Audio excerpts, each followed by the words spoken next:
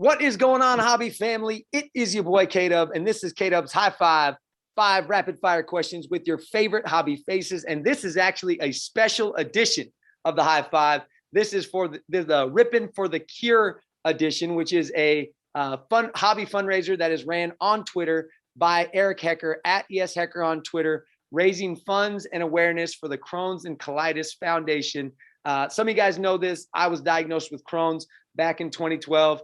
And that leads me to introduce my special guest, Randy at Rapid Cards on Twitter. How are you doing today, dude? I'm doing great. How are you? I'm great, man. I'm excited to have this conversation. It's always nice to connect with another Crohn's brother. So what I'm going to do, I'm going to throw 5 questions at you, some hobby related, some Crohn's related, one right after another. Ready to take on the high five? Let's do this. All right, man. Walk me through your Crohn's journey. I mean, we all kind of have our own Crohn's story. When were you diagnosed? How were you diagnosed? And kind of, was there any, struggles or trials as you kind of got the diagnosis on into today?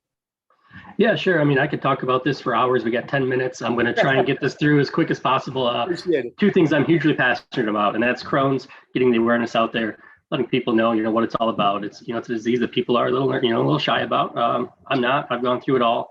And the other thing is the hobby. I love talking about it. I could talk forever. But yeah, I got diagnosed. I was back in college. I was a junior in college, living off by myself, 2006.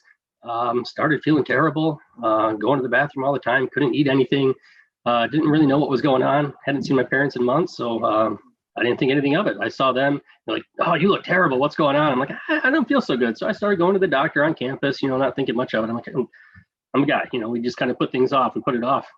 And I'm like, all right, so I go in, they do some blood work. I'm like, everything's good. I just don't feel good. And step on the scale, and I had lost like 30 pounds. And I went, okay, yeah, all right, I get it. Something bad's going on. So I went through tests upon tests, weeks after weeks. Nobody knows what's going on.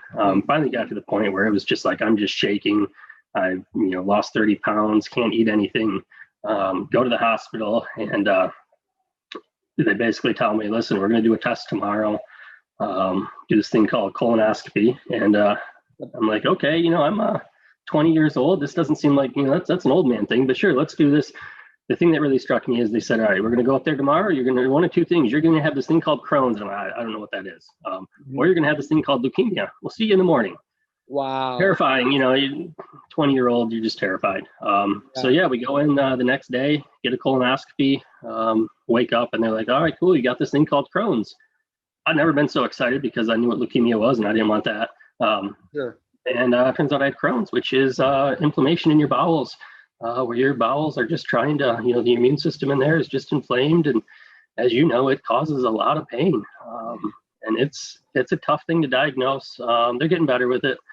I know when I got it back in 2006, the problem is everything's trial and error. You try different meds, you go on this, you go on that, you eat that. It's a tough thing to get under control. Luckily, I got some good meds. It got me under control. And then up until about 6 years ago, it was pretty rough for a while. And I went through 3 surgeries over the last 6 years. Cut my abdomen open a good 8 inches each time, tear apart my intestines, sew them back together. After that, I've been doing great.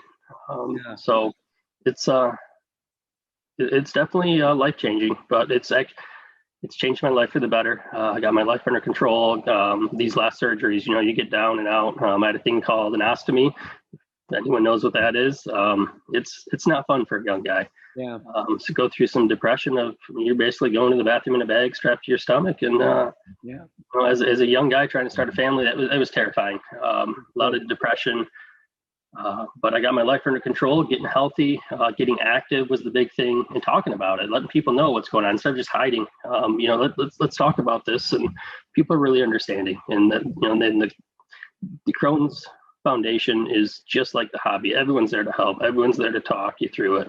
And just happy to be alive now. And I know you've gone through some struggles.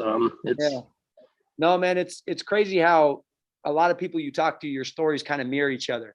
And I think hearing the beginning of your story kind of took me back a little bit, because I went through a spell in February of 2012 for like a month where nothing stayed in me. I lost like 15 pounds and then I started feeling better. So I didn't go see the doctor. And then April hit and it was another month. And at that point I lost 20 pounds and I went to the doctor and there was really no answers. And it really took, kind of like you said, about 6 months before I actually realized that something was really wrong in the same situation. Hospitalized, serious flare, 30 to 40 pound loss. And then this kind of up and down roller coaster for the next 2 years until I got, things managed and under control. So I know that everyone kind of has a different story, but it's interesting how a lot of our stories kind of line up with that first getting diagnosed. So appreciate you sharing, man. And I'm just so happy to hear that you feel like you're on a positive track for health, because that's the biggest thing for people to hear, is that, being healthy is possible again when you're first getting diagnosed. So. Yep, I mean, anything's possible. You gotta take it serious. And the big thing I'd say is there's about 3 million people in the United States that suffer from Crohn's or colitis. And the big thing to know is that most people get it or are diagnosed before they're 25. A lot of times, middle school, high school kids. So if you got young kids out there, and listen to what they're saying, pay attention to their body, and help them out, get it under control before you can, before things get really bad, like hospitalization. Yep. Like, we had to learn the hard way, and I don't want that to happen to anyone else. So yeah, no, for sure. All right, man. You mentioned that one thing you're passionate about is Crohn's. The other thing is the hobby. Let's talk about the hobby. I see those beautiful autographed Detroit jerseys behind you. When you think about your hobby journey, collecting, I don't know if you collected when you were young or got collecting later, but who would you say have been some of your biggest influences when it comes to your hobby journey? For sure. Yeah, I collected. I was probably in middle school when I first started collecting. I was a huge hockey guy. It was hockey town. The Wings were on top of the NHL, and I played hockey up through varsity, and hockey was my sport. I was a big hockey collector. Then high school came, got a job, and kind of cards went away. And then after I graduated from college, got a job. I was like, hey, saw the card aisle. This was probably 2012. It was 2012. Because I got in right after the Trout rookie era, so I just missed that. But then got hooked on baseball, started collecting cards, and it's been going strong since. My influences, there's so many great people in the hobby. I've been thinking about this question. I've watched almost all these high five videos, so I knew it's coming. But I got so many friends in Michigan that are big Tigers fans. We collect cards. We're texting every day. Nice. Way too many to list. But then the other one is Mikey B Cards and his crew. Absolutely. I was breaking on eBay all the time, and it was just terrible. It was fun, but the breakers are who knows what. The people are grumpy. They don't hit, Then my local card shop tweeted out something about this local breaker in West Michigan. And I'm like, I'm going to give him a try. I haven't broke with anyone since. You get in that Mikey B chat with that crew. Nobody's more positive than Mikey B. His crew, anyone from Zach Cunningham with his Zach repacks, he's in there. Yep.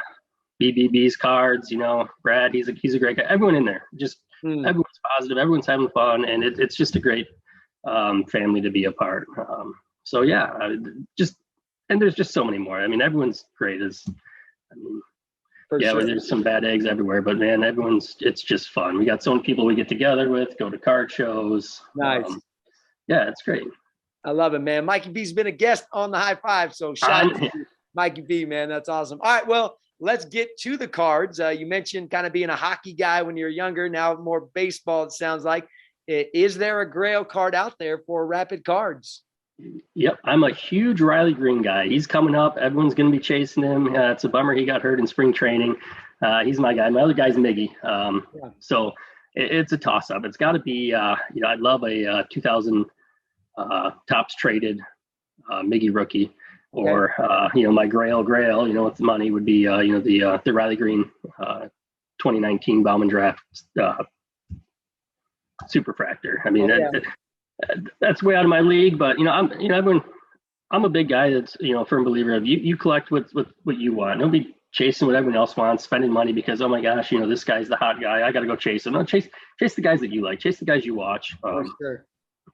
I'm Riley Green and Miggy. Those are my guys. Done. All right, man. Well, let's talk about the products. You said you ripped as a kid, now you're ripping again. 2012. Is there a product for you that, is the must rip? No, all things off the table, all the money in the world. You got one product to rip. What are you ripping and why? I'm going 2019 Bauman draft. I Okay. was I didn't have the money then. That's when prices started going up.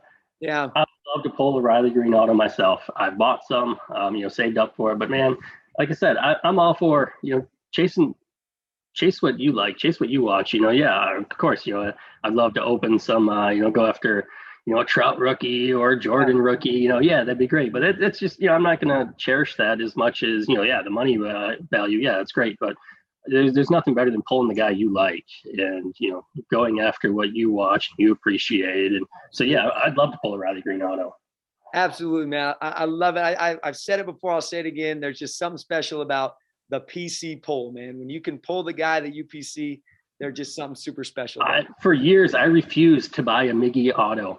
I wanted to pull my first Miggy auto or in a break, and I did. Yeah. I got my first Miggy auto in a Mikey B break. Heck yeah. And after that, now I bought some, but it was like, I am not buying my first one. I am going to experience that excitement of that pull. And that's what awesome. I did. And Mikey B always comes through. He's always pulling fire. Fantastic. Once again, shout out Mikey B. All right, man. Last question for you. We've talked about the Rippin for the Cure, raising funds, raising awareness. The goal is, hit money into the foundation so they can figure out a cure for this thing to help guys like you and me. You mentioned the foundation at the beginning when you were talking about your story. How have you seen the Crohn's and Colitis Foundation positively impact your life or others' lives? Oh yeah, they're great. I work with them. I actually had a call with them yesterday. We're working on the fundraiser for the West Michigan Take Steps Walk, which is the same thing that Eric's raising money for with the Rippin for the Cure for his local chapter's walk. They're just out there. They're there to help. They're there to raise money so that we can get a cure. So people like you and me, people don't have to sit down in the future and have these conversations. They'll be like, I don't even know what Crohn's is anymore because people don't have it, and that's the end goal. But man, they do so much for the kids. They do so much. It just seems like they have a big push to a lot of, like I said, a lot of kids get it when they're young. That's when you get diagnosed, and that's a scary time. It's a disease that makes you go to the bathroom a lot. It's the things that kids don't want to talk about. They don't want to explain what Crohn's is, but they have someone they can go talk to where they don't have to feel shy. They don't have to be nervous. This is normal. Everyone goes to the bathroom. Not a big deal. Yeah. So it's got to be hard for young kids to go through this disease, especially in high school. If you're just getting diagnosed and you're trying to start your life, it's just not something people want to talk about. So having the foundation, someone they can go to talk to and give them the resources and everything that they do for them, it's just a great source. Yeah, I think you hit the nail on the head, man. Like the biggest thing and the biggest help for me has been connecting with other people that have Crohn's to have these conversations and have these dialogues that aren't the most glamorous. In a weird way, it's not a glamour disease. Not that any disease is glamorous, but it's something that you can't see going on because it's happening inside of you. And it's a really kind of embarrassing disease at times because going to the bathroom all the time, you're not able to hold weight, like food's going through you. You have no energy. And so I think the foundation kind of helps connect people with other people. And so I know on their site, they have this like testimonials or my story section. And that was a big help for me to be able to just read stories of other people who are dealing with what I'm dealing with and going through what I'm going through. Because you try to talk to somebody else, I love my wife to death, but she didn't understand what was happening. And until I connected with someone who had Crohn's, it like opened up a world of help and support and comfort for me to know that I wasn't dealing with it by myself. So, oh yeah, just talking to other people. The week before I had my first surgery, I went to my first support group. Yeah. And I'm like, I don't really want to do this. I don't want to go talk to people about this. I walked in there and I had a whole new outlook of the disease and understand that there are other people going through this. We talked about what I needed to expect for in surgery and everything. And it was great. Just talking to other people. I'd highly suggest a support group if you're going through something bad. It doesn't have to be Crohn's, it could be anything in life. It sounds silly. I didn't want to go talk to people about this, but huge help to know other people are going through the same thing you're going through. For sure, man. I love it. All right. Well, it's a disease that we live with. It's a chronic illness, but we got to find the light, man. So I know I got some kind of funny Crohn's stories. I'll share one, and then maybe you got one to share as well. When I first got diagnosed, I was in the hospital, literally could not leave the hospital because I was so malnourished, could not, control my bowel movements. And I had contracted a bacterial infection called C. diff. And I was laid in my hospital bed, and this lady starts talking to me. She's a nurse, and she's like, "Oh, did you know that they don't have Crohn's disease in India?" It's because they eat turmeric. If you just ate a lot of turmeric, you probably wouldn't have your Crohn's disease that you have. And I'm like, thanks. As I'm laying there in the hospital, I'm like, I appreciate the input on that. I'll make sure to put turmeric on the checklist. But anyways, do you have any funny stories that people? I'll tell you, I don't know the amount of people that have told me different things. Oh, my cousin, they've solved Crohn's because they stopped eating chicken. Oh, my mailman stopped Crohn's because he doesn't eat red meat anymore. Yeah. Everyone's got all this. Oh, quit eating gluten. So yeah, I can appreciate that. Yeah. My funniest go-to Crohn story, keep it as family friendly as possible. Please do. Huge Lions fan, and if anyone knows, Lions are terrible. Hey, but we love them. We're ready for them. Hey, we're always by their side. I did a Crohn's and Colitis fundraiser at Ford Field, home with the Lions, flag football down on the field. It was great. At that time is when I had my ostomy, so I'd go to the bathroom in a bag, on my stomach. It just goes when it goes. So I tell everyone I took a number 2 dump at the 50-yard line on the line at Ford Field. It's just as unglamorous as that is. It's just funny to say, and there was people watching me as I did it, and no one. Yeah, beautiful, man. As unglamorous as that is, like I said, when I had it, I didn't want to talk about it, but now I'll talk about it. It's part of life. It's what happens. Absolutely, and I think it saved my life. It literally saved my life. So I'll talk about it, and absolutely. And I think the biggest thing is it provides comfort and support to other people who may not be at that point yet. And so I just have found, just like you said, man, your willingness to share and be open with it gives other people comfort and willingness to be open to it as well. So appreciate it, man. I appreciate you joining me. I want to give a quick shout out, rippinforthecure.com. If you have any, questions or interested in joining in or supporting, please check out that website. Also, you can talk with Eric Hecker at Yes Hecker on Twitter. He's running different hobby-related fundraisers to support Crohn's and Colitis Foundation through May. So make sure you get in touch with him. Bro, I appreciate you joining me so much. Hey, thanks for having me. Yeah, absolutely. Check out Randy on Twitter at Rapid Cards. You can also hit me up at Mr. K-Dub. Both of us are open books when it comes to our Crohn's. And if you guys have questions, comments, concerns, please, holler at us. DMs are always open. Man, be the good in the world. That's the goal of this whole thing. Randy, I appreciate it, man. Y'all take care. We'll see you guys next time on the next High Five. This is a demo sound of freeintromusic.com.